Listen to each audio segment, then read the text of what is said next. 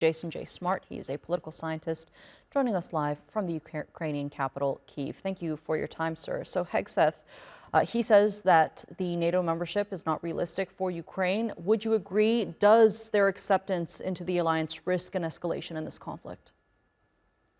I don't think it risks any sort of a escalation. The fact is, Russia's talked about escalations for 3 years now, and it seems that all of the red lines mean very little.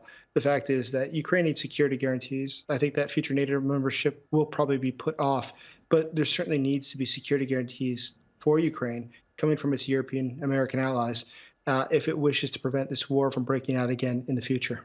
Let's talk a bit about the security guarantees. Trump is saying that the EU needs to step up. They need to carry most of the burden. What do you make of that? Well, I think that makes a lot of sense. And I think that most Americans would definitely support that. The fact is, the war is in Europe. The U.S. is very committed to a lot of other conflicts, especially in Asia, trying to prevent a future war with China. And so it really does fall on Europe to take care of the European element of the NATO alliance.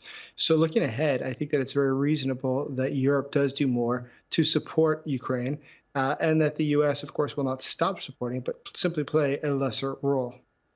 Trump says this war should end at the negotiating table, and I think many are eager to see how Trump implements his plan on ending the war in Ukraine. It's been one of his major talking points, especially during his campaign.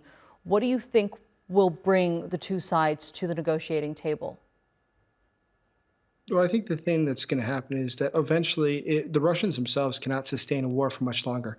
There's significant economic pressure within Russia. Inflation's getting just worse and worse, and the banking system is nearing collapse. So I think that Russia has an interest in seeing this war conclude soon, or at least freezing the conflict. And I do think that Donald Trump will be able to achieve that. And I think that he'll probably work with partners, namely China, to make sure that this war can be brought to an end. Okay, political scientist Jason J. Smart, thank you so much for sharing that analysis with us. I appreciate it. Thank you.